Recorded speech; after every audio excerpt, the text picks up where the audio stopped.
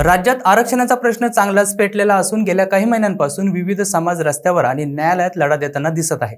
नुकत्याच सरकारने मराठा आरक्षणाबाबत नवा जी.आर. काढल्यानंतर वंचित बहुजन आघाडीचे अध्यक्ष प्रकाश आंबेडकर यांनी कडक भूमिका घेतली आहे। मराठा समाजाला कुणबी प्रमाणपत्र देण्याचा निर्णय म्हणजे सरकारकडून केलेली फसवणूक असल्याचा आरोप त्यांनी यावेळेला केलाय। आंबेडकर म्हणाले, जी.आर.च्या आधारावर मराठा समाजाला आरक्षण मिळणार नाही। मराठा आणि ओबीसी समाजाचे ताट वेगळेच असले पाहिजे। जर मराठा समाजाने वेगळे आरक्षण मागितले तरच त्यांना आरक्षण मिळू शकते। पुढे बोलताना त्यांनी भाजपवर टीका करताना म्हटलं की सर्व मराठे कुणबी आहेत असा जी.आर. काढून भाजपने अजित पवार, एकनाथ शिंदे, उद्धव ठाकरे आणि मराठा समाजाला फसवलं आहे।